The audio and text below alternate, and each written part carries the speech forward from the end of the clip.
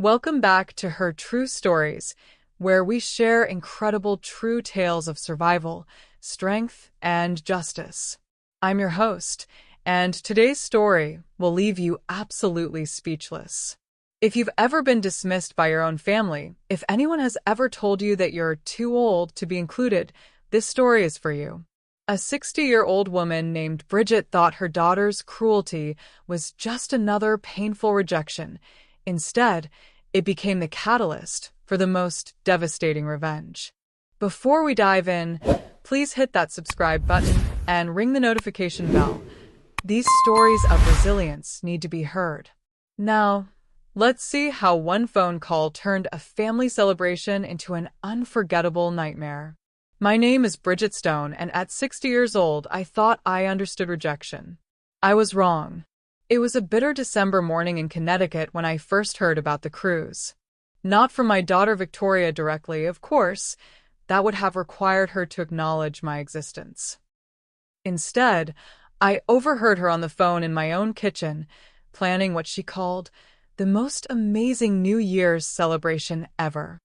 I'd been arranging white roses in a crystal vase, a weekly ritual I'd maintained since my husband passed 5 years ago. The house felt too quiet most days, too large for just one person, but it was still beautiful, still elegant, still the home where I'd raised Victoria and her brother before cancer took him at 28. The yacht holds 30 people comfortably, Victoria was saying, her voice bright with excitement.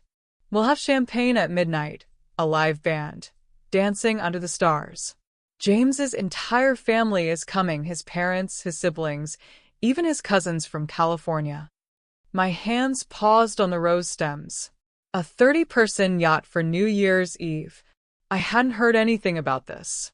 Yes, even Amanda is flying in from college, Victoria continued.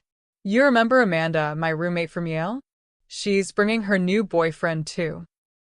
I set down the vase and walked quietly toward the kitchen where Victoria paced by the windows, her phone pressed to her ear. At 35, she was still beautiful, the kind of striking brunette who turned heads in restaurants. She'd inherited my bone structure and my husband's ambition, but somewhere along the way, she'd lost whatever warmth I'd tried to instill in her. The weather should be perfect, she was saying. Clear skies, calm waters.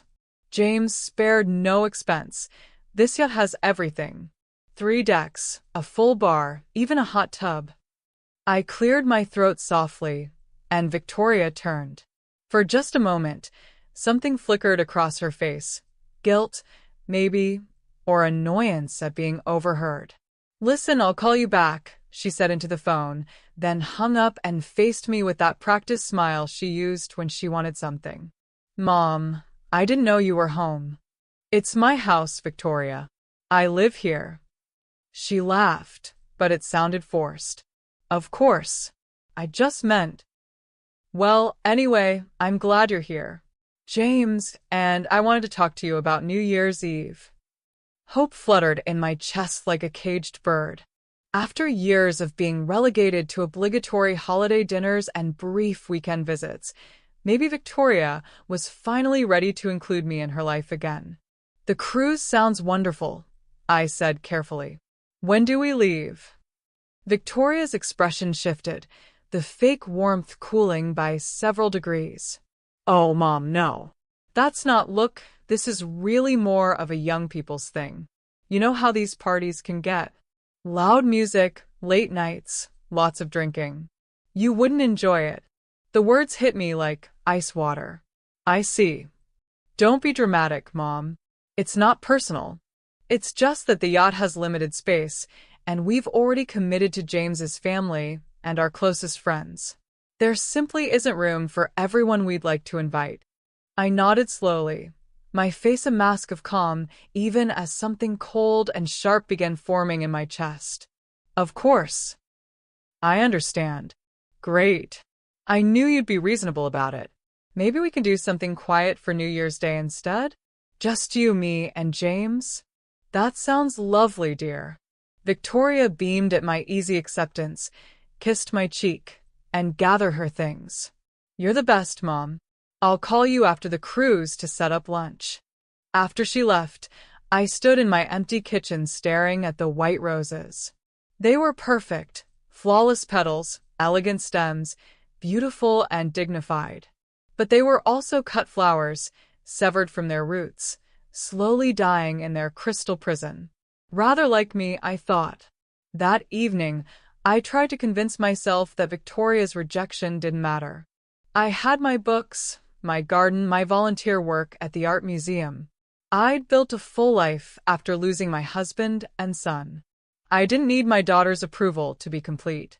But late that night, unable to sleep, I made the mistake of checking social media. Victoria had posted a photo from what looked like a planning meeting. The caption read, "Final preparations for our amazing New Year's yacht party. Can't wait to celebrate with all our favorite people." The photo showed Victoria and James surrounded by at least 15 other people, all young and glamorous and laughing. I recognized James's parents, Harold and Susan, whom I'd known for years. Harold had been my husband's business partner. Susan and I had served on charity boards together. I scrolled through the comments, seeing names I knew. College friends of Victoria's I'd hosted for countless dinners. Family friends who'd attended my husband's funeral. Even Mrs. Patterson from down the street, whose daughter was married to one of James's cousins. 30 people. Victoria had said the yacht held 30 people comfortably. I counted the faces in the photo again, then checked the guest list she'd posted in the comments. 28 confirmed attendees, with 2 more maybes. There was space. There had always been space. Victoria simply hadn't wanted me there. I closed my laptop and walked to my bedroom window, looking out at the snow-covered grounds of my estate. In the distance, I could see the lights of other houses, families preparing for New Year's Eve, parents and children and grandchildren gathering to celebrate the future. I was 60 years old, and my only remaining child had decided I wasn't worth including in her celebration. Not because of space constraints or party dynamics, but because I was too old and she was embarrassed by me. The humiliation burned like acid in my throat. I devoted 35 years to raising Victoria, sacrificing career opportunities and personal desires to be the perfect mother. I'd paid for her education, supported her through her divorce from her first husband, helped her start her interior design business. When James came along, I'd welcomed him like a son and helped fund their wedding. And this was my reward. To be discarded like an outdated piece of furniture, pushed aside so my daughter could celebrate with young people while I spent New Year's Eve alone in my empty house. But as I stood at that window, feeling the familiar weight of my pearl necklace against my throat, something shifted inside me. The pain of rejection began to crystallize into something harder, colder, more purposeful. Victoria had made her choice. She'd chosen James's family over her own mother, chosen her college friends over the woman who'd given her life, chosen appearances over love. I walked to my husband's old study, where I kept his address book in the antique roll-top desk. My fingers traced over names I hadn't thought about in years, people from our old life before grief and loneliness had shrunk my world down to manageable proportions. I stopped at one name, Captain Thomas Hartwell, U.S. Navy, retired. Tom had served with my husband in Vietnam, had been best man at our wedding, had helped carry my son's coffin at the funeral. He'd moved to Maine after retirement, where he worked as a maritime consultant for the Coast Guard. I hadn't spoken to Tom in 3 years. Not since Christmas dinner, when Victoria had made it clear that my old friends weren't particularly welcome at family gatherings. But Tom Hartwell knew boats. More importantly, Tom Hartwell knew the waters off the Connecticut coast, knew which routes were safe and which were treacherous, especially in winter weather. I looked at the phone for a long moment, my hand hovering over the receiver. Victoria had said there wasn't space for me on her precious yacht.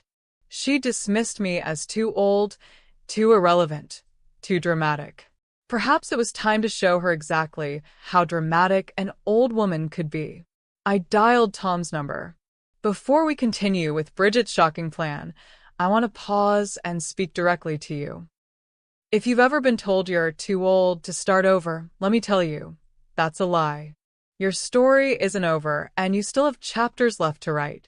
Our best-selling book, Reclaiming Your Peace After Pain, is filled with simple, powerful steps to help you heal, rebuild, and fall in love with life again.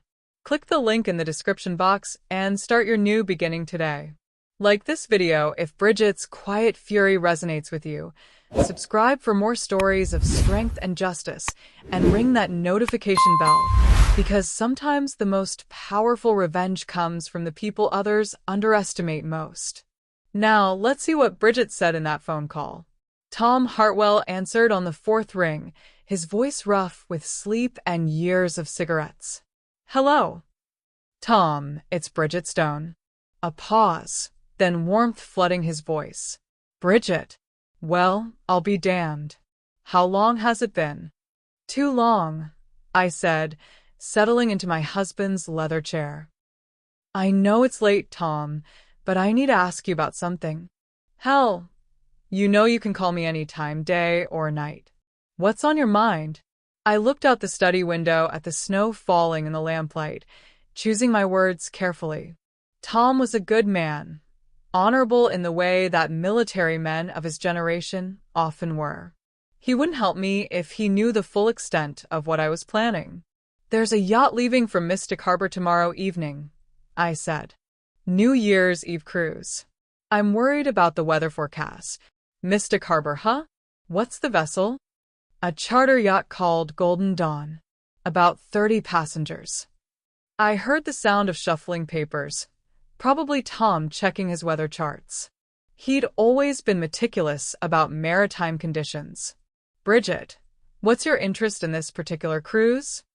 My daughter Victoria is on it. She's celebrating New Year's Eve with her husband's family. Another pause, longer this time. And you're not going with them? The question hung in the air, loaded with implications. Tom had known Victoria since she was a child, had bounced her on his knee at family barbecues. He would understand the significance of my absence. No, I said simply. I wasn't invited. Tom's silence spoke volumes. In his generation, excluding your mother from a family celebration was unthinkable, a violation of basic respect and decency. I see, he said finally, his voice carefully neutral. Tom, I've been watching the marine weather reports, and I'm concerned about conditions tomorrow night. Strong winds, heavy seas. Is it safe for a pleasure cruise? I heard him typing on his computer, pulling up official weather data. Jesus, Bridget, you're right to be worried. We've got a nor'easter building, due to hit the coast around midnight. Winds up to 40 knots, seas 8 to 12 feet. No recreational vessel should be out in that. Surely the charter company would cancel if conditions were dangerous? Tom snorted. You'd think so, but charter companies make their money on holidays like New Year's Eve. They've probably got tens of thousands of dollars on the line. Some of these operators will risk it if they think they can beat the weather. My pulse quickened. What would happen if a yacht was caught in those conditions? Depends on the size of the vessel, experience of the crew, how well it's maintained. But Bridget, even a good boat with a good crew can get in serious trouble in a 40-knot blow, especially if they're carrying passengers who panic. I closed my eyes, feeling the pieces of my plan clicking into place like a perfectly calibrated watch. Tom, is there someone at the Coast Guard who might pay closer attention to charter operations tomorrow night? Someone who might be more vigilant about safety violations. Another long pause. Tom was no fool. He could hear the subtext in my question. Bridget, what exactly are you asking me to do? I chose my next words very carefully. I'm asking you to help keep my daughter safe. If you know someone who could make sure that yacht doesn't leave harbor in dangerous conditions, I'd be grateful. And if the boat has already departed before the weather hits. Then I want to make sure the Coast Guard was ready to respond quickly when they send out a distress call. Tom was quiet for so long I wondered if he'd hung up. Tom, I'm here. Bridget, you know I'd do anything for you and David's memory. But I need to understand what I'm getting involved in here. I thought about Victoria's dismissive tone, her casual cruelty, the photo of all those smiling faces celebrating without me. My daughter has decided that I'm too old to be part of her life, Tom. She's cutting me out of family celebrations, treating me like an embarrassment. But when something goes wrong, and something always goes wrong, she'll meet her mother. And I want to be ready to help her. It wasn't entirely a lie. I did want to be there for Victoria when her perfect evening fell apart. I just wanted to be the one controlling exactly how it fell apart. I see, Tom said quietly. And you think this storm might cause problems for their cruise? I think 30 people on a charter yacht in a nor'easter is a recipe for disaster. Don't you?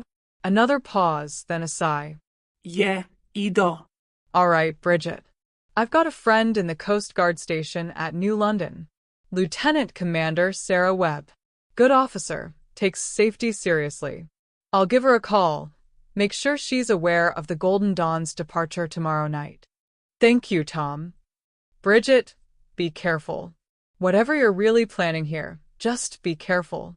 After I hung up, I sat in David's chair for a long time, thinking about the conversation. Tom would make his call, and Lieutenant Commander Webb would pay attention to the Golden Dawn. When the weather turned ugly, and it would turn ugly, help would be standing by.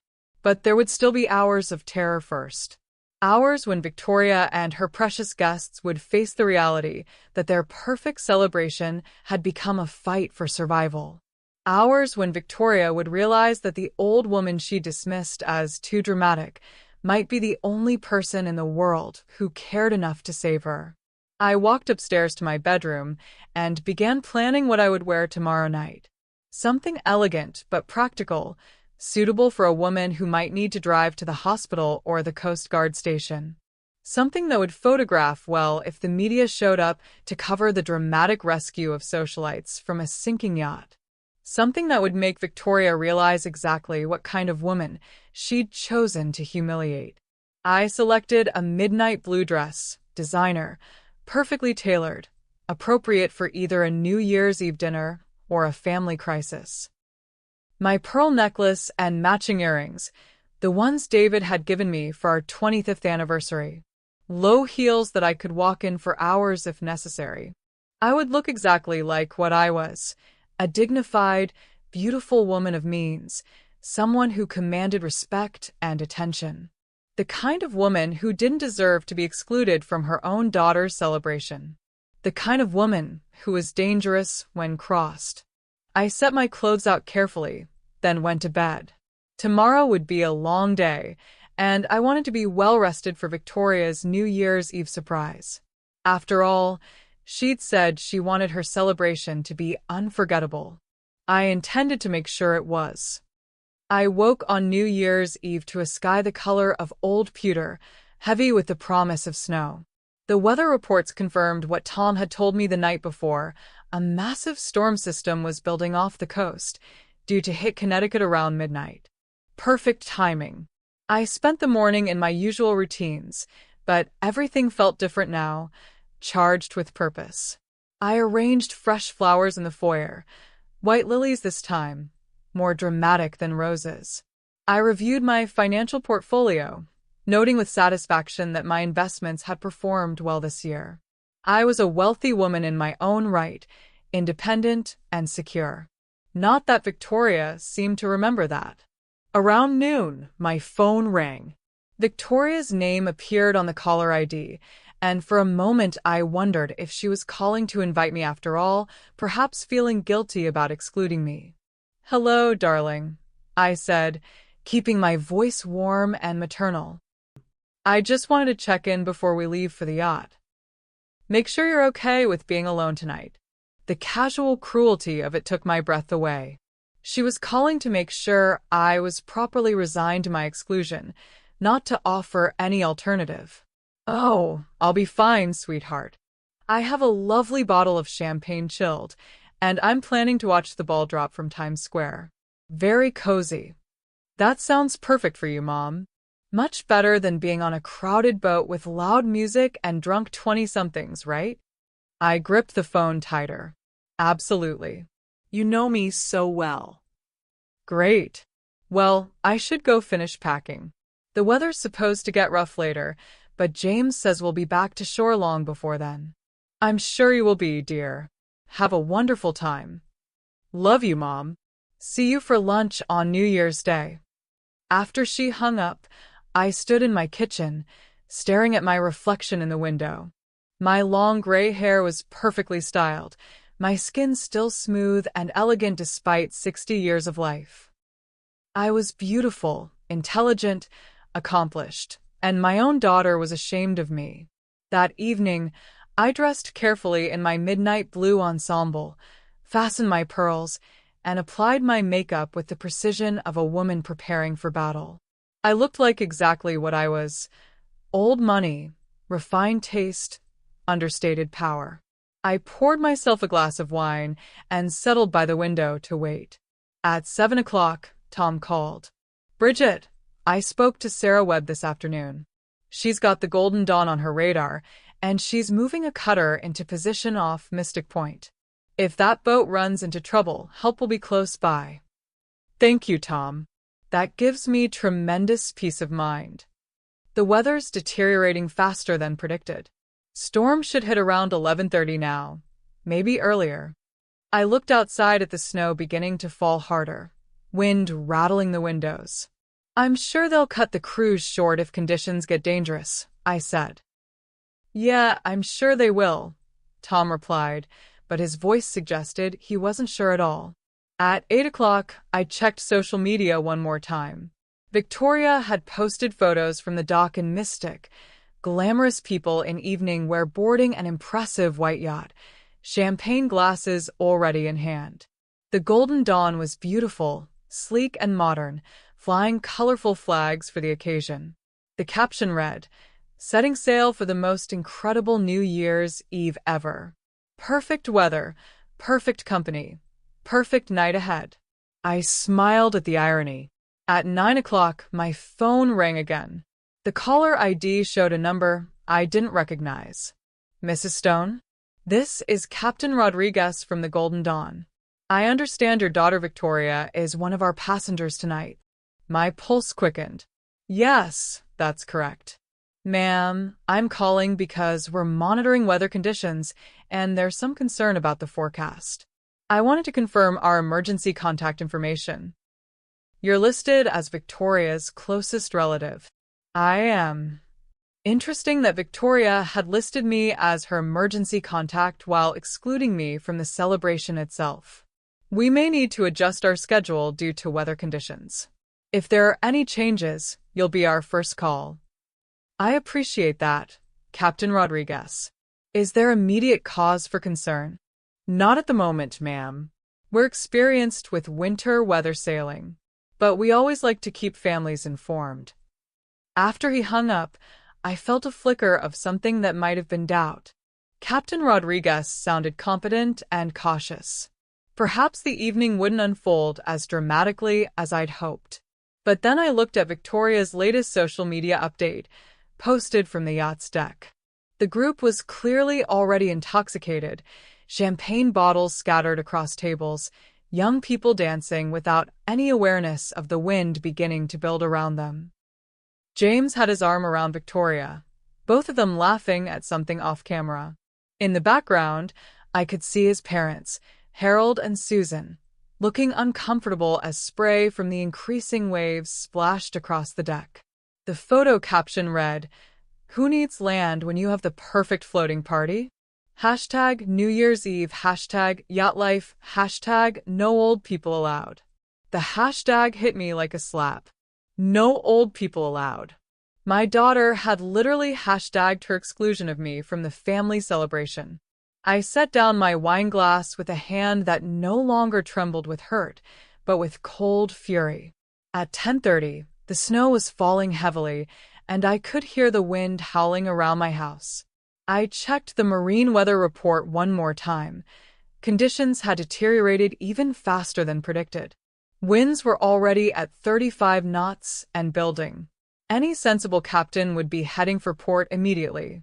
But as I scrolled through social media, I saw that Victoria was still posting from the yacht. The most recent photo showed the party in full swing, people dancing in the main salon, oblivious to the weather outside. I picked up my phone and dialed a number I'd memorized but never used. New London Coast Guard Station, this is Petty Officer Martinez. This is Bridget Stone. I believe Lieutenant Commander Webb is expecting my call regarding the vessel Golden Dawn. Yes, ma'am, please hold. A moment later, a crisp female voice came on the line. Mrs. Stone, this is Lieutenant Commander Webb. Captain Hartwell briefed me on your concerns about the Golden Dawn. Commander Webb, I'm looking at social media posts from the yacht, and it appears they're still at sea despite the deteriorating conditions. Yes, ma'am. We're tracking them. We've been in radio contact with Captain Rodriguez, advising him to return to port, but he's insisting he can weather the storm. I felt a chill that had nothing to do with the temperature outside. What does that mean for the passengers? It means they're about to have a very rough night, Mrs. Stone. We've got a cutter standing by, and we're monitoring their position closely. But if they don't turn around soon... She didn't need to finish the sentence. Thank you, Commander. Please keep me informed. Of course, ma'am. I hung up and walked to my window, watching the storm rage outside my warm, safe house. Somewhere out there in the darkness, Victoria was about to learn that the old woman she dismissed as irrelevant was the only person in the world who'd cared enough to make sure help would be ready when her perfect evening turned into a nightmare. But first, she would have to survive the storm. At 11:15, my phone rang. Victoria's number appeared on the screen, and I could hear screaming in the background before she even spoke. Mom? Oh my God, we're in so much trouble. While I sat in my warm study watching the storm build, 30 miles offshore, Victoria's perfect evening was beginning to crack like thin ice under pressure. The Golden Dawn had departed Mystic Harbor at sunset with 32 passengers and a crew of 6. Captain Rodriguez, despite his responsible-sounding phone call to me, had been pressured by the charter company to proceed with the cruise. $28,000 in fees were at stake, and New Year's Eve bookings were the most profitable of the year.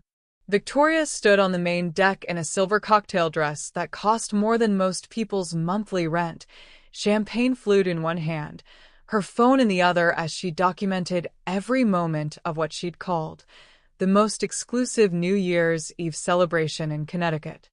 The yacht was impressive, a 100-foot motor vessel with 3 levels, a full bar, professional kitchen, and amenities that rivaled a luxury hotel.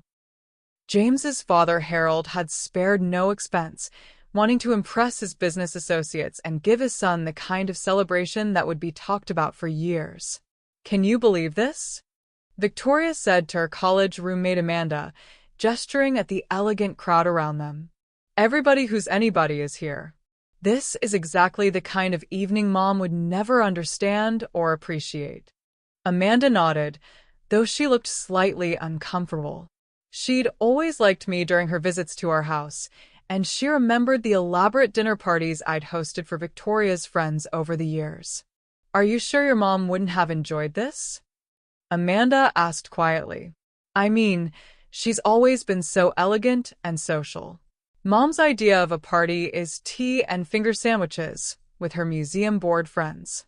This is young, sophisticated, real celebration. She'd just sit in the corner looking disapproving and making everyone feel guilty for having fun. What Victoria didn't know was that several of the other guests had been surprised by my absence. Harold and Susan had specifically asked James where I was, expressing disappointment that I hadn't been included. Mrs. Patterson had mentioned to her daughter that it seemed odd for Victoria to exclude her own mother from such a family gathering. But James had supported Victoria's decision, backing up her story that the yacht was overcrowded and that I preferred quiet evenings at home anyway.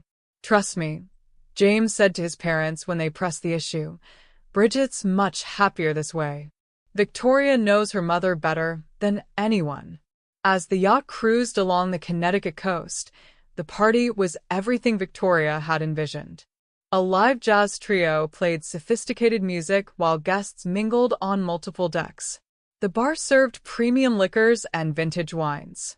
Professional photographers captured every moment for social media and the society pages.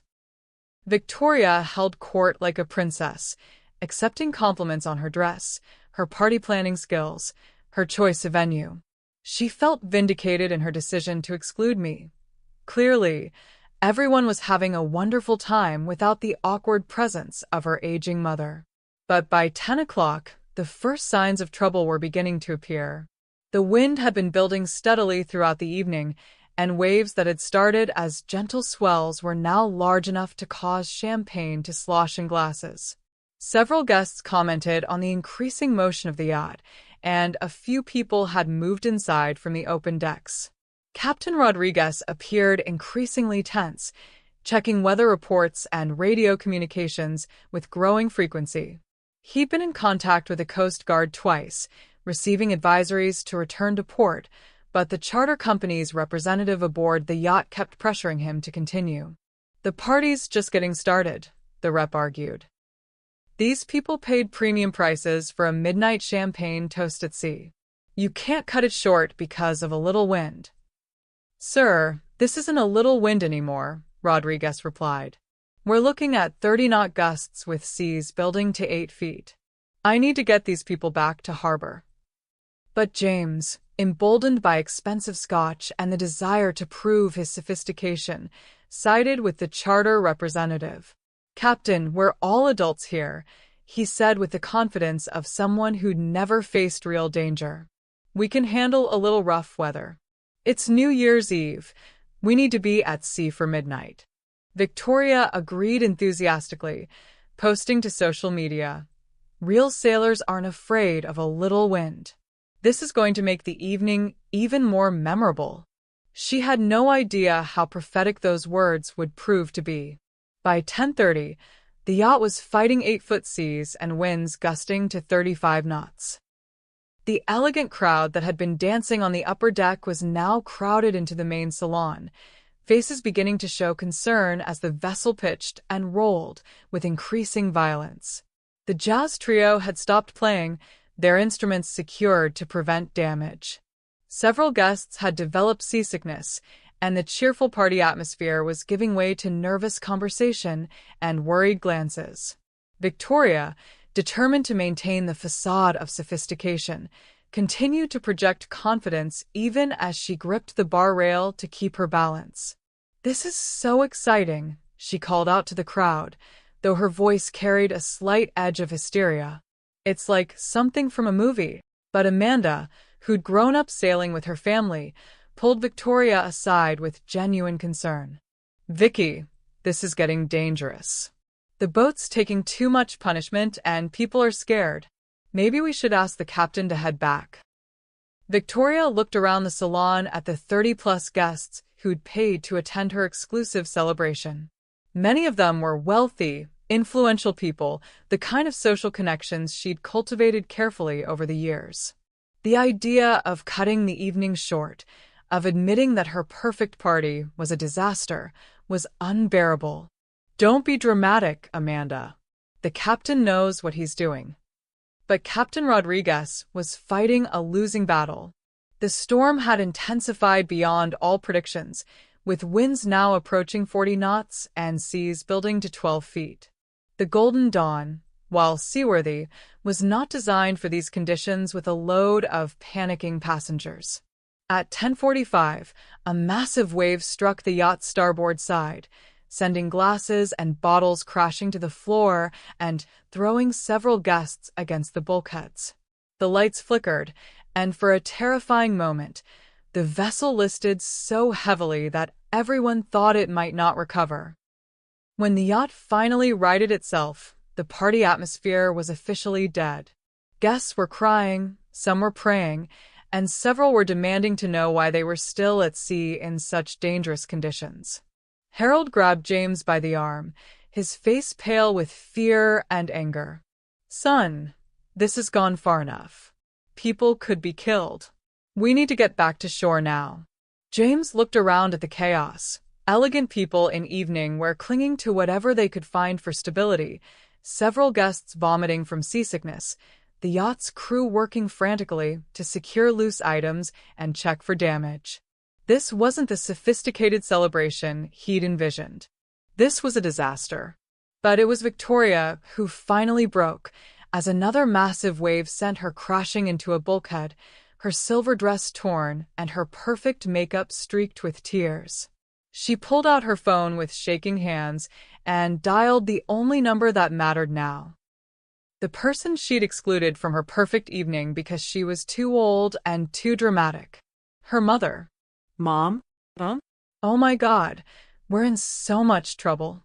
Are you feeling Bridget's cold satisfaction as her plan unfolds? If this story of calculated revenge is gripping you, hit that like button and let us know in the comments what you think of Victoria's situation. Have you ever been excluded by family only to have them need you later? Don't forget to subscribe for more incredible stories of justice and transformation. And remember, our book, Reclaiming Your Peace After Pain, offers guidance for anyone rebuilding their strength after betrayal. The link is in the description.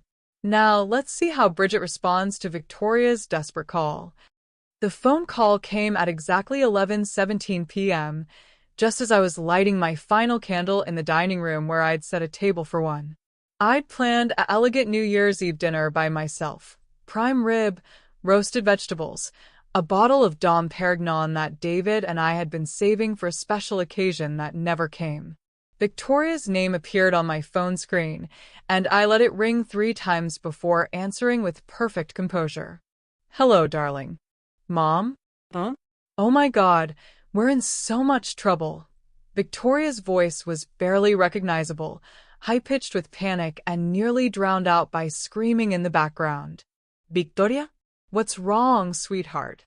I kept my voice calm, maternal, concerned, but not panicked. "The storm, it's so much worse than they said. The boat is, oh God." I heard a tremendous crashing sound, followed by more screaming, then silence. "Victoria, are you there?" A few seconds later, her voice came back, shaking and breathless. "Mom, I'm here. The yacht, we're getting hit by huge waves and people are hurt and the captain says we need to get back to shore, but I don't know if we can make it and—" "Where are you exactly?" I interrupted gently, moving to my husband's study where I'd already prepared a nautical chart of the Connecticut coast. "I don't know. Somewhere off the coast. We've been out for hours and James is throwing up and his mother is crying and Amanda hit her head when we got thrown around." Another crash, more screaming, and Victoria sobbed into the phone. "Mom, I'm so scared. I've never been so scared in my life." I closed my eyes and let the moment settle. For 3 hours, while Victoria had been posting photos of her exclusive celebration, I'd been sitting in my warm, safe house, knowing exactly what was coming. I'd orchestrated this moment as precisely as a conductor leading a symphony. "Listen to me, Victoria," I said, my voice carrying the authority that had gotten her through childhood nightmares and teenage crises. "I need you to take deep breaths and tell me exactly what's happening. The captain is trying to get back to Mystic Harbor, but the waves are so big and the wind is so loud, and people are saying the boat might sink." "The boat is not going to sink," I said firmly, though I had no way of knowing that for certain. "The Golden Dawn is a seaworthy vessel, and Captain Rodriguez is experienced. But Victoria, I need you to listen very carefully." Okay, I'm listening." "Are you wearing your life jacket?" "Life jacket? I know, nobody told us." "Go find the life jackets immediately. They should be in lockers marked with safety signs. Get one for yourself and help others find theirs." "Mom, I can't move around. The boat is rocking so hard. Another tremendous crash interrupted her, followed by what sounded like breaking glass. Victoria, are you hurt? No, but, Mom, James is hurt bad. He fell and hit his head, and there's blood everywhere, and his parents are freaking out. I felt a cold satisfaction settle in my chest. James, who'd supported Victoria's decision to exclude me, who'd backed up her story about the yacht being overcrowded, was now bleeding and helpless, while his wife called the mother she deemed too old for their sophisticated celebration. Is he conscious? Yes, but he's dizzy, and he keeps throwing up. Mom, what should I do? I don't know what to do. For 35 years, Victoria had come to me with her problems. Scraped knees, broken hearts, failed job interviews, divorce proceedings. I'd always been there with solutions, comfort, and unconditional support. Even as she'd grown older and more dismissive of my advice, she'd still called me when things went wrong. Tonight, she'd excluded me from her celebration because I was too dramatic and wouldn't fit in with her young, sophisticated crowd. Now her sophisticated crowd was screaming in terror while she begged her dramatic old mother to save them. Victoria, I said quietly, where exactly are Harold and Susan right now? They're right here with James, trying to help him. But Mom, Susan keeps saying this is all our fault for not listening to you about family celebrations, and Harold is saying he should have insisted you be invited, and... I smiled in the darkness of my study. Harold and Susan, who'd gone along with Victoria's exclusion of me, were now realizing exactly whose judgment they should have trusted. What about your friend Amanda? Is she all right? She's hurt too. She has a cut on her forehead, and she keeps saying she should have stayed home, that she should have known this was a bad idea. Mom, everyone is saying we should have canceled the cruise when the weather reports came in, but James insisted we could handle it, and I supported him because I wanted the party to be perfect. Another crash, more screaming, and when Victoria came back on the line, she was sobbing hysterically. Mom, I think we're going to die out here. I think this is it. And the last thing I said to you was that you were too old for our party, and I'm so sorry, I'm so sorry. Victoria. My voice cut through her panic like a blade. You are not going to die. Do you know why? Why? She whispered. Because, unlike you, I actually planned for this possibility. I've been monitoring the weather all day, and I made arrangements to ensure that help would be ready when you needed it. What do you mean?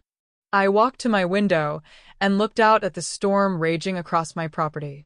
I mean that when you excluded your mother from your family celebration, you forgot something important. You forgot that mothers protect their children, even when their children don't deserve it. Mom, the Coast Guard is standing by, Victoria. I called in favors, made sure they'd be watching your yacht tonight. When Captain Rodriguez sends out a distress signal, and he will send one out very soon, help will already be in position to reach you. There was silence on the other end of the line except for the sound of wind and crashing waves. You knew this would happen? I chose my words carefully. I knew that taking 30 people out on a yacht in a winter storm was dangerous. I knew that your husband's arrogance and your party planning were a deadly combination. And I knew that when it all went wrong, you'd call me. But why didn't you stop us? The question hung in the air between us like a sword. Because, darling, you told me I was too old and too dramatic to be included in your celebration. You made it clear that my judgment wasn't welcome, that my presence would ruin your perfect evening. So, I let you have exactly the evening you planned. Victoria was crying now, deep, gut-wrenching sobs that I could hear even over the storm noise. I'm so sorry, Mom. I'm so sorry I said those things. I was wrong. I was so wrong. Yes, you were wrong. But we'll discuss that later, after you're safely back on shore. A new voice came on the line. Captain Rodriguez, sounding strained and exhausted. Mrs. Stone? This is Captain Rodriguez. I need to inform you that I'm about to send out a Mayday call. We've taken significant damage, and I can't safely navigate back to harbor in these conditions. I understand, Captain. How long before help arrives? The Coast Guard says they have a cutter standing by about 10 miles from our position. Maybe 30 minutes once I send the distress signal. 30 minutes. 30 minutes of terror for Victoria and her exclusive guest list. 30 minutes of realizing that their sophisticated celebration had become a fight for survival. 30 minutes of understanding exactly whose judgment they should have trusted. Captain Rodriguez, I said, please keep my daughter and the other passengers as safe as possible. And Captain, when you radio the Coast Guard, tell them that Bridget Stone sends her regards. After I hung up, I poured myself another glass of wine and returned to my elegant table for one. Outside, the storm raged with beautiful fury, nature delivering the justice that human decency had failed to provide. I raised my glass in a toast to the empty chair across from me, the place that should have been Victoria's if she'd possessed even basic respect for her mother. Happy New Year, darling, I said to the darkness. I hope you're finally learning the difference between sophistication and wisdom. Then I settled back to wait for the next phone call, the one that would come from the Coast Guard station, informing me that my daughter and her precious guests were being rescued from the consequences of their own arrogance. The evening was unfolding exactly as I'd planned. At 11:43 p.m., Captain Rodriguez sent out the Mayday call that I'd been expecting for the last hour. Mayday, Mayday, Mayday. This is motor vessel Golden Dawn. We are taking heavy seas and have sustained damage to our superstructure. We have 38 souls aboard and are requesting immediate assistance. Lieutenant Commander Sarah Webb, Tom Hartwell's contact at the Coast Guard station, responded within 30 seconds. Golden Dawn, this is Coast Guard New London. We have been monitoring your position and have cutter vigilance standing by. What is your current status? Coast Guard, we have multiple injured passengers, significant water ingress on the lower deck, and I've lost my starboard engine. We are approximately 12 miles southeast of Mystic Harbor and unable to maintain course in these sea conditions. I was listening to this exchange on my marine radio, a relic from David's sailing days that I'd had restored and tuned specifically for tonight. The calm professionalism of the Coast Guard contrasted sharply with the panic I could hear in Rodriguez's voice. Golden Dawn, Vigilant is en route to your position. ETA 25 minutes. Can you maintain stability until then? Negative, Coast Guard. We're taking green water over the bow, and I've got passengers in panic. I may need to deploy life rafts. Life rafts. The sophisticated party that Victoria had planned was now a matter of survival at sea. My phone rang again. Victoria, of course. Mom. The captain says we might have to get in life rafts. I don't want to get in the water. I'm so scared. Victoria, listen to me very carefully. The Coast Guard is almost there. You're going to be rescued. But I need you to do exactly what the captain tells you to do. But what if the life rafts don't work? What if we drown out here? What if? Then you'll have learned a very expensive lesson about the difference between celebration and survival, I said calmly. The harshness of my words seemed to shock her into silence. Mom, what, darling?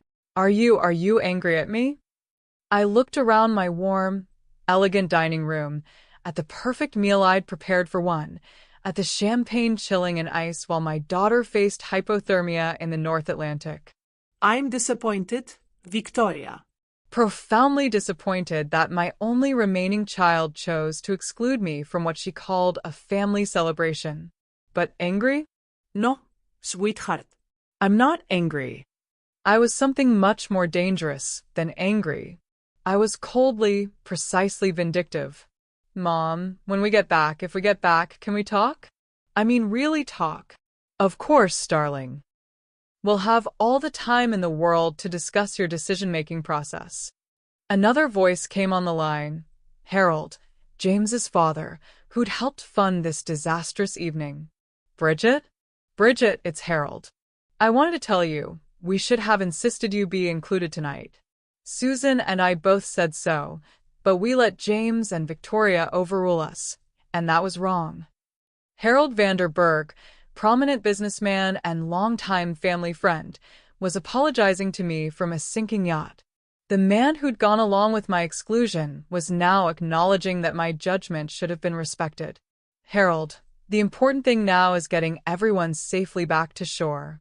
Yes, but Bridget, I want you to know, when this is over, Susan and I are going to have some serious words with our son about how families should treat each other.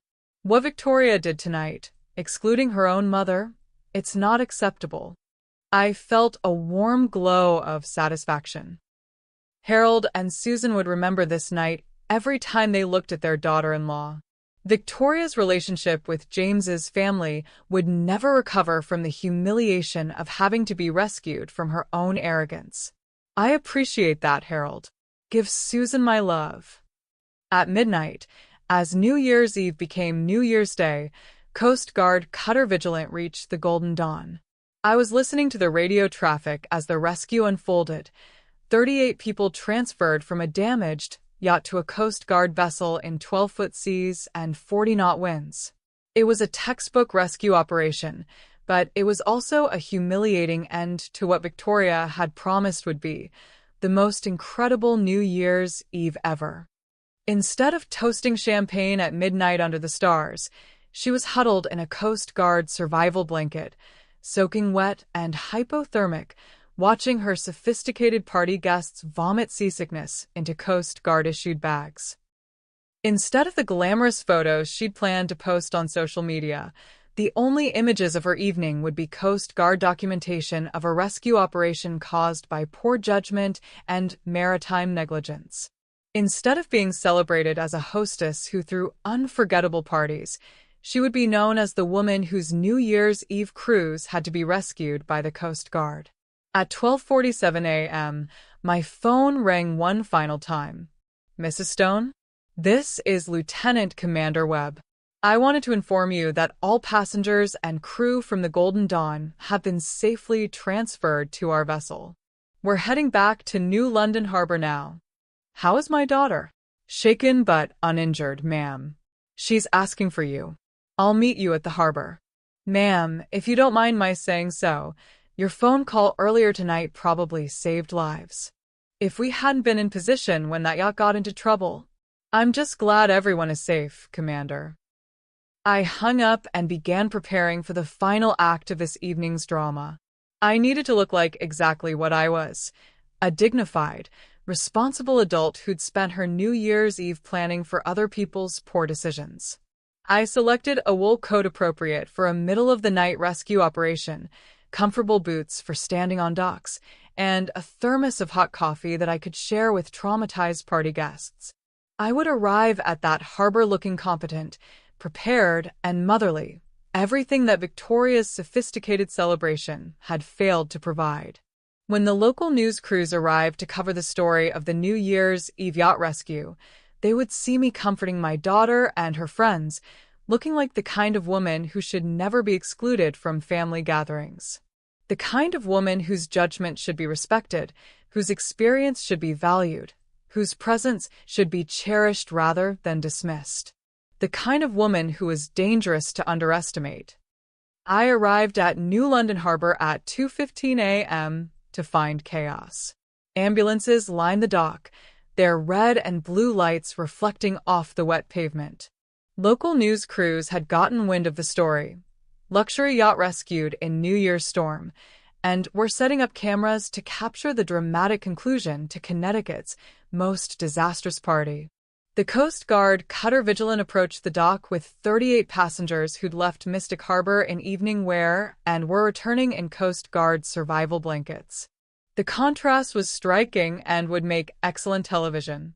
I positioned myself at the front of the crowd of family members waiting to reunite with their loved ones. I dressed carefully for this moment, elegant but practical, concerned but composed, looking exactly like the kind of woman who belonged at the center of a family crisis. Victoria was among the first passengers off the cutter, and the sight of her was both satisfying and heartbreaking.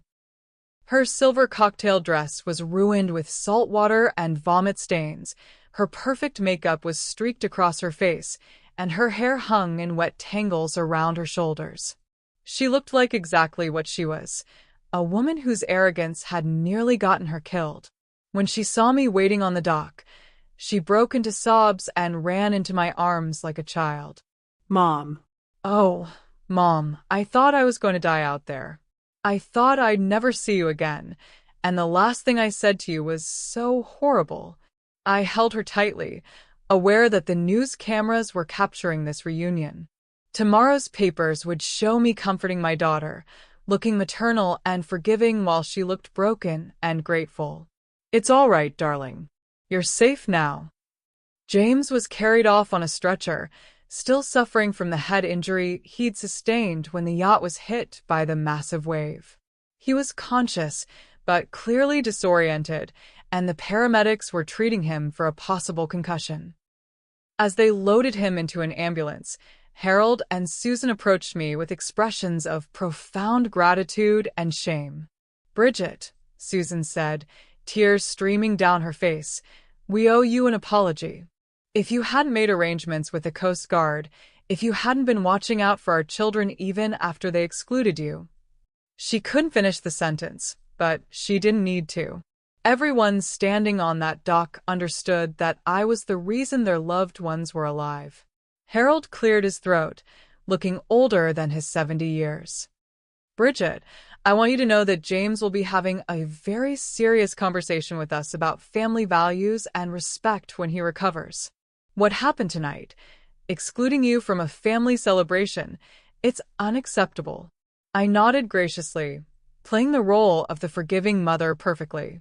The important thing is that everyone is safe. But internally, I was cataloging every moment of vindication. Harold and Susan would never look at Victoria the same way again. They'd never trust her judgment about family matters. And they'd never forget that the mother she'd excluded was the person who'd saved their son's life. The news crews approached as Victoria clung to me, still wrapped in her Coast Guard blanket. "Mrs. Stone, we understand your daughter was aboard the yacht that had to be rescued tonight. How are you feeling?"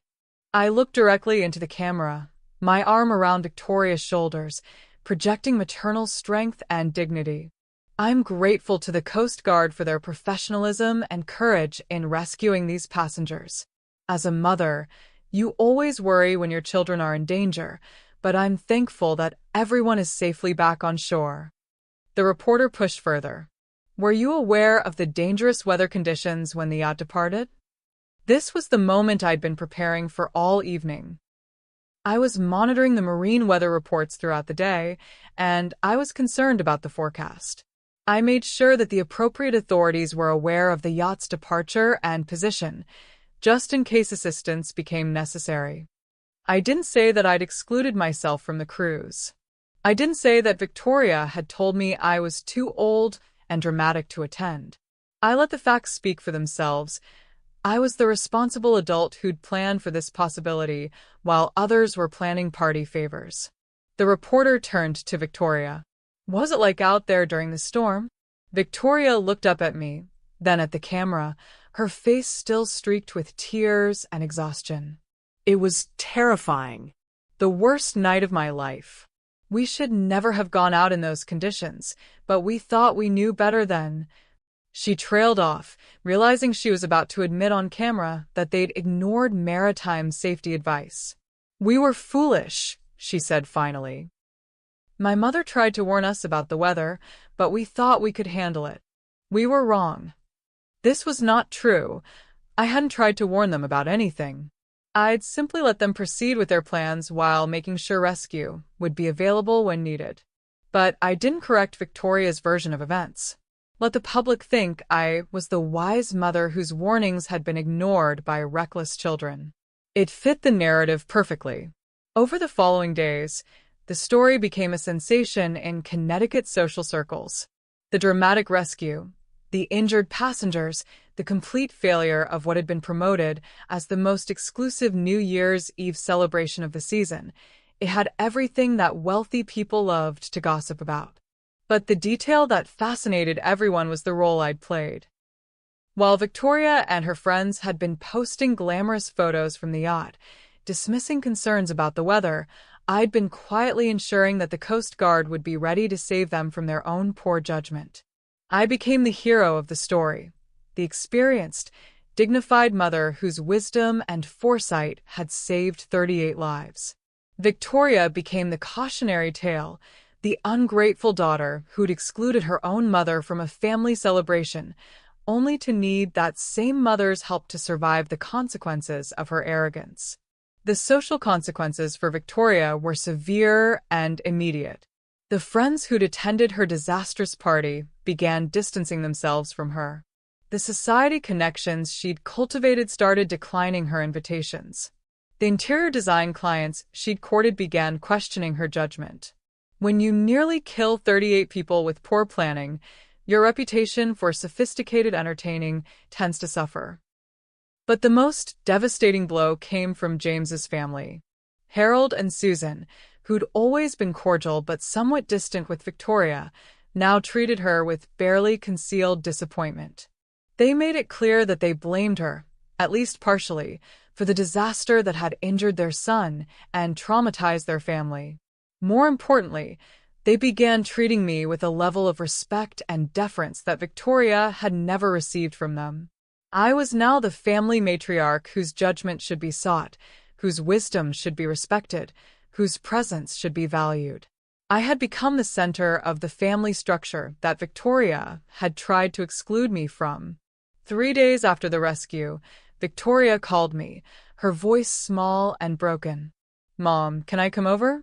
I need to talk to you." "Of course, darling. Come home." When she arrived at my house, she looked like a different person from the confident woman who dismissed me as too old for her party. The experience had aged her, humbled her, stripped away the casual cruelty she displayed with such confidence. "Mom," she said, sitting in my living room like a chastened child, "I need to apologize. Not just for excluding you from the cruise, but for the way I've been treating you for years." I waited for her to continue. "I've been horrible to you. Dismissive, disrespectful, ungrateful. I treated you like you were some embarrassing old woman instead of my mother who sacrificed everything for me." She was crying now, deep, genuine tears of remorse. "And when everything went wrong out there, when we were all terrified and helpless, you were the only person who cared enough to make sure we'd be rescued. Even after I excluded you, even after I said those terrible things about you being too old and dramatic, you still protected me." I reached out and took her hand, feeling the tremor of genuine emotion in her fingers. "Victoria, I will always be your mother. That doesn't change, no matter how you treat me." "But why?" she sobbed. "Why did you help us after what I did to you?" I looked at my daughter, this woman I'd raised and loved and watched grow into someone I barely recognized, and gave her the answer she needed to hear.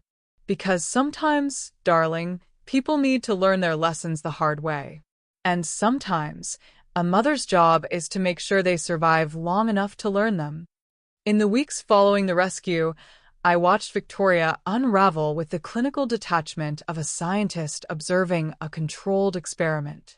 The confident, dismissive woman who'd excluded me from her celebration had been replaced by someone fragile, uncertain, haunted by the memory of how close she'd come to death.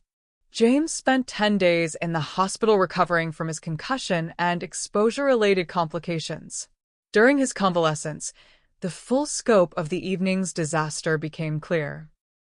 3 guests had required emergency surgery for injuries sustained during the storm. 2 elderly passengers had developed pneumonia from exposure. The yacht itself had suffered nearly $1 million in damage and would never sail again. But the psychological damage was even more severe than the physical consequences. Victoria had always defined herself through her social connections, her ability to host elegant events, her reputation as someone who could organize memorable celebrations. The New Year's Eve disaster had shattered that identity completely. "Mom," she said during one of her daily visits to my house, "I keep having nightmares about that night. I dream that we're still on the yacht, and the waves are getting bigger, and I'm calling for you, but you're not there because I told you not to come." I served her tea in my finest china, the same ritual I'd performed throughout her childhood when she was upset about something.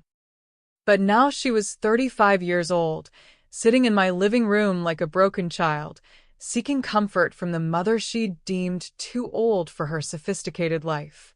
The dreams will fade, darling. Will they? Because I keep thinking about what you said on the phone that night. About how you knew this would happen, about how you made arrangements for the Coast Guard to be ready.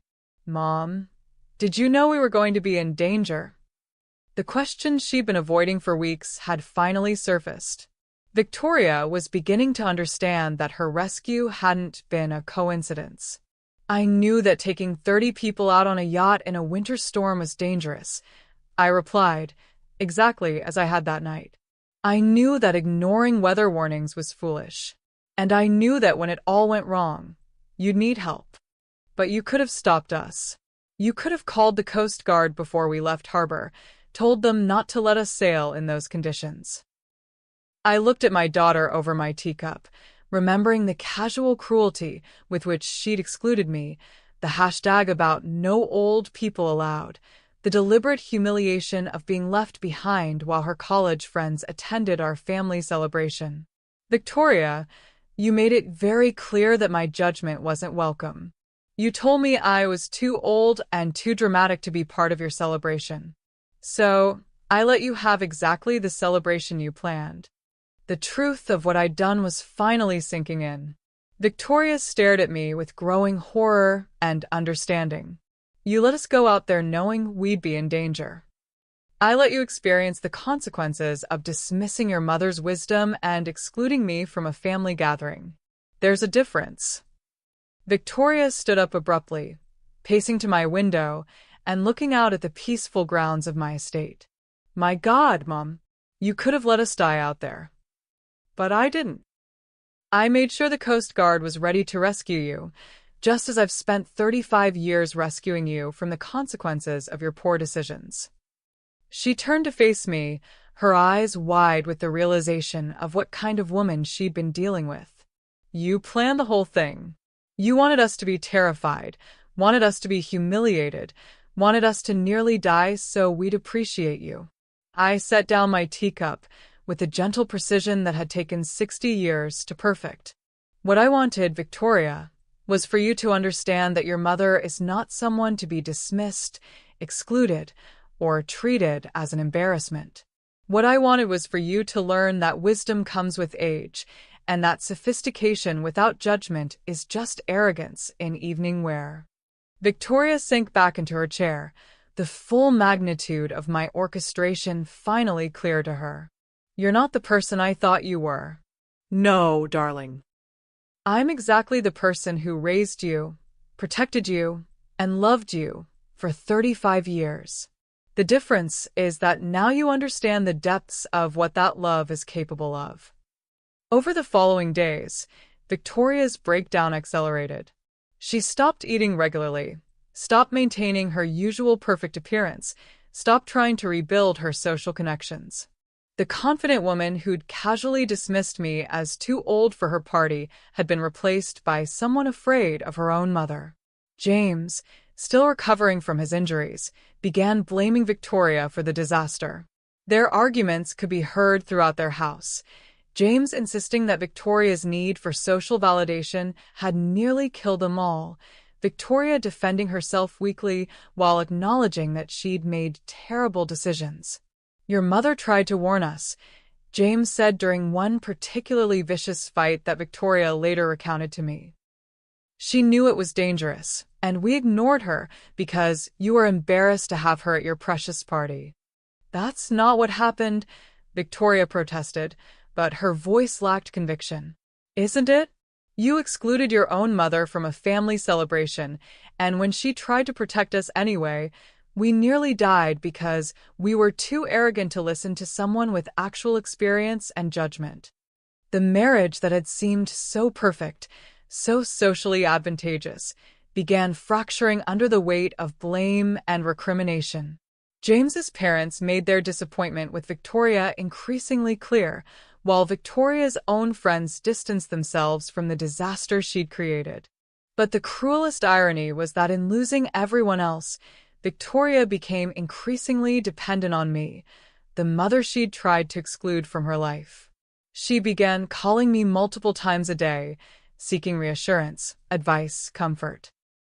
She started spending entire afternoons at my house, sitting in rooms where she'd grown up, trying to recapture some sense of security and belonging.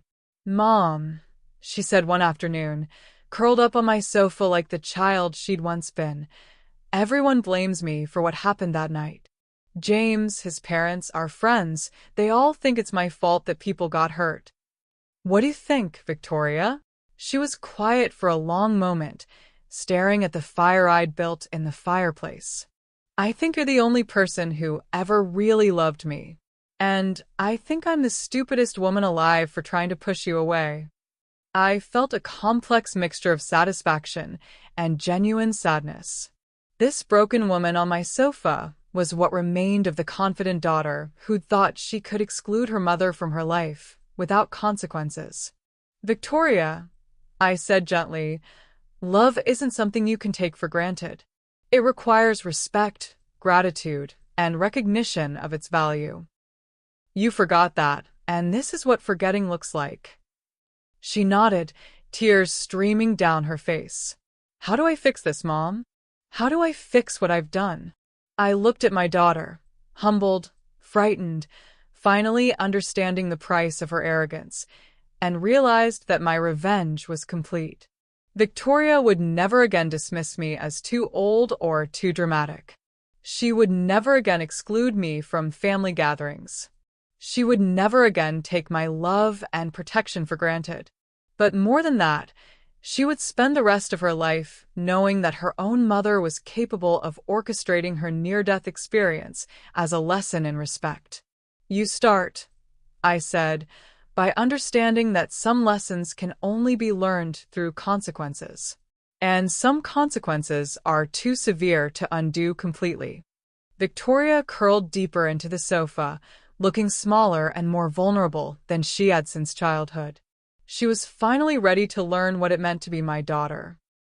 If this story of calculated justice is gripping you, hit that like button and share your thoughts in the comments. Have you ever been underestimated by family only to prove your true power? Don't forget to subscribe for more incredible stories of transformation and strength. And remember, our book, Reclaiming Your Peace After Pain, is filled with wisdom for anyone rebuilding their life after betrayal.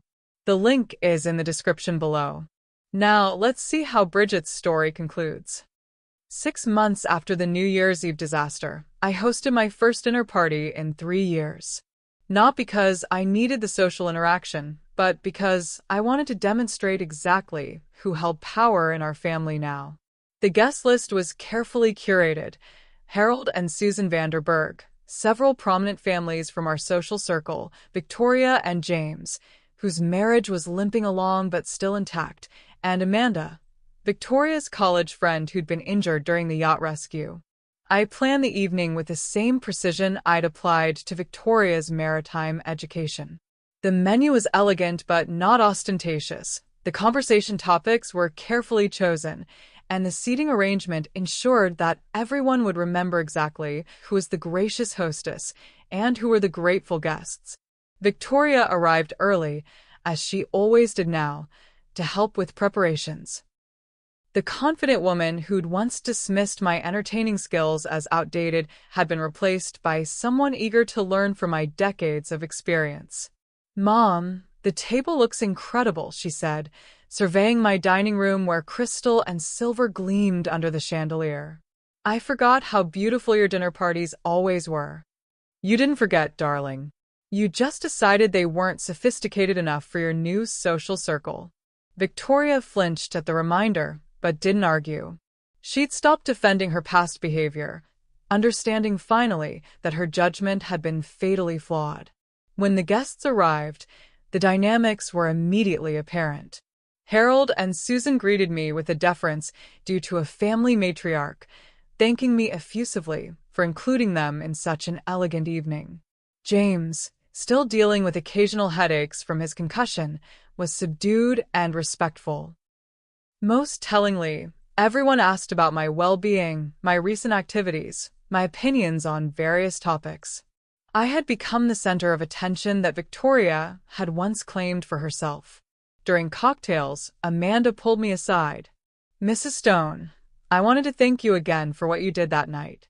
If you hadn't made arrangements with the Coast Guard, I'm just glad everyone made it home safely, dear. But I keep thinking about it, about how you knew to be prepared, how you had everything arranged before we even realized we were in danger. It's like you could see the future."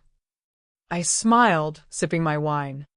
"Experience teaches you to recognize patterns, Amanda.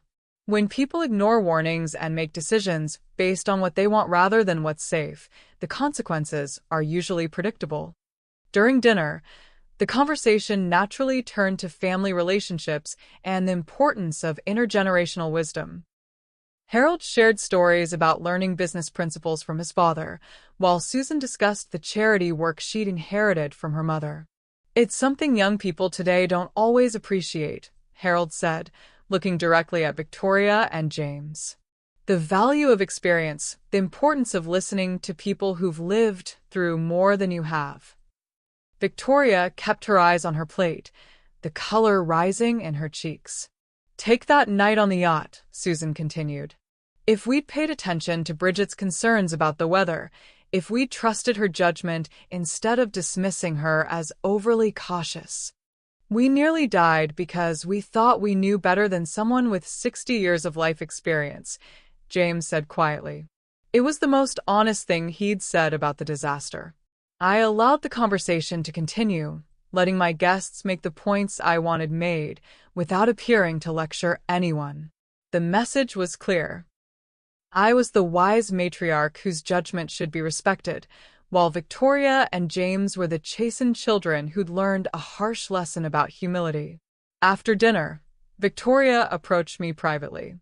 "Mom, I need to tell you something. James and I have been talking and we want to make some changes." "What kind of changes?"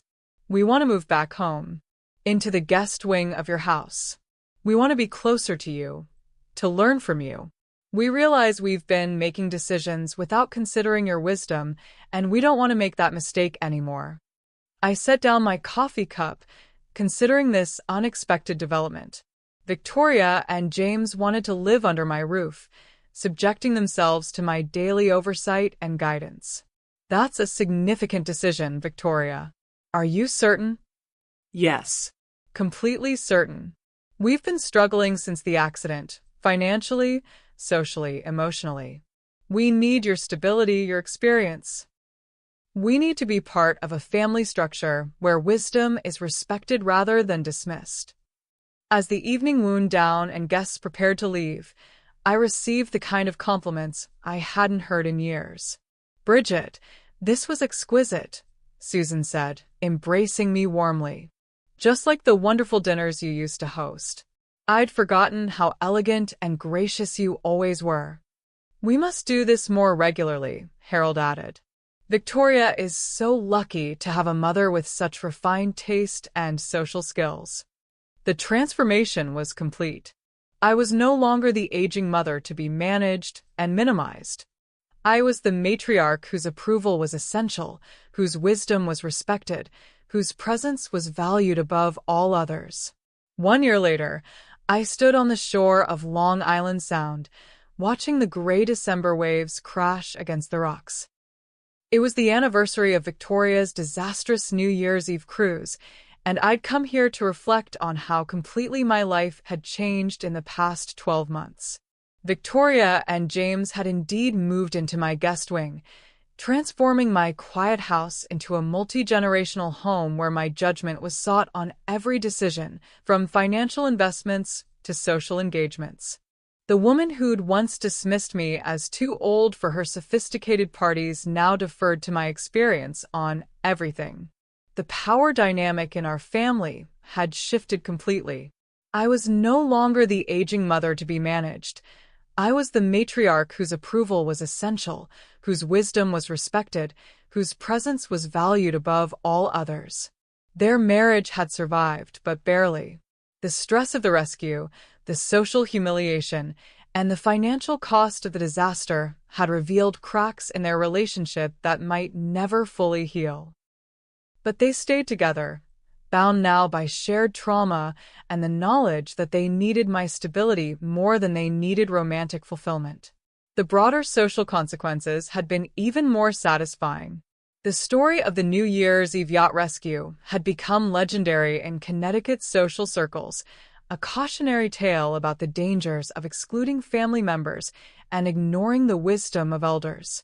I had become something of a celebrity among women my age, the grandmother who taught an ungrateful daughter the most expensive lesson of her life. Victoria's social standing, by contrast, had never recovered. She was known now as the woman whose arrogance had nearly killed 38 people. Her interior design business had collapsed, her friendships had withered, and her position in James's family remained permanently diminished. As I walked along the winter shore, my phone rang. Victoria, of course. She called me every day now, multiple times, seeking guidance and reassurance from the mother she'd once deemed too dramatic. Mom, where are you? I wanted to discuss the menu for tomorrow night's dinner party. I'm at the beach, darling. Taking a walk and thinking. The beach? Mom, it's freezing and windy. Come home before you catch cold. The irony wasn't lost on me. Victoria, who'd once told me I was too old for a yacht party, was now worried about me taking a simple walk on a winter beach. When I arrived home, Victoria met me at the door with a cup of hot tea and a worried expression. Mom, you're freezing. Why would you go to the beach on such a cold day? I wanted to think about the past year, darling. About how much has changed since your New Year's Eve cruise.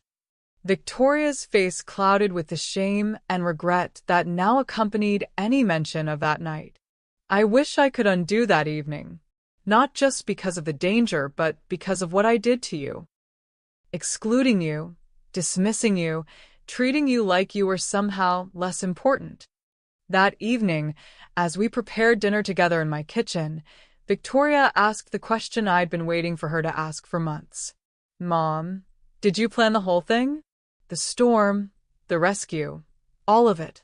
I looked at my daughter as I arranged vegetables on a serving platter, choosing my words with the care I'd learned to apply to all consequential conversations.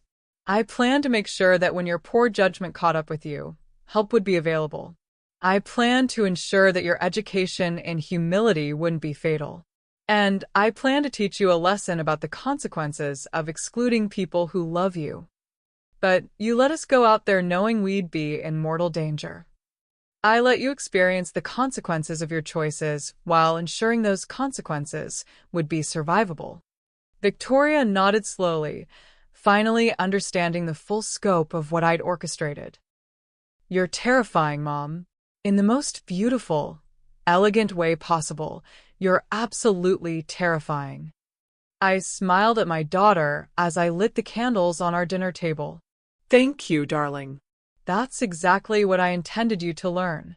As we sat down to dinner in my beautiful dining room, I looked at Victoria across the table and felt the deep satisfaction of a story perfectly concluded. She would never again underestimate me, never again exclude me, never again take for granted the love and protection I'd provided for 36 years. She had learned that blood might run cold on water, but a mother's love and a mother's justice runs deeper than any ocean. And she would remember that lesson for the rest of her life. And there you have it, Bridget's incredible transformation from dismissed mother to feared matriarch. If this story moved you, if it made you think about the power that lies dormant in people others underestimate, please hit that like button right now. I want to hear from you in the comments below. Have you ever been excluded from family events? Have you ever been told you're too old to be included? Share your story. This community believes in the strength and wisdom of every generation. And if you're currently dealing with family members who dismiss your worth, who treat you as if your feelings don't matter, remember Bridget's story. You are not powerless. You are not irrelevant. Sometimes the most dangerous person in the room is the one everyone underestimates. This is exactly why our book, Reclaiming Your Peace After Pain, exists. It's filled with strategies for recognizing your own power, setting boundaries that demand respect, and transforming pain into strength. Whether you're dealing with dismissive family members, rebuilding after betrayal, or simply ready to stop being underestimated, this book will guide you toward the respect you deserve.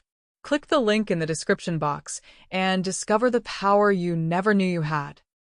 If this story inspired you, subscribe to Her True Stories and hit that notification bell. We share powerful tales of transformation, justice, and the incredible strength of people who refuse to be dismissed. Because sometimes the most elegant revenge is simply showing people exactly who they're dealing with. Remember, you are wiser than they give you credit for, stronger than they assume, and more valuable than anyone who doesn't treat you with respect. Your best chapters, like Bridget's, might be the ones where you finally show the world who you really are. Until next time, never let anyone convince you that your experience doesn't matter, because experience is the foundation of wisdom, and wisdom is the most dangerous weapon of all.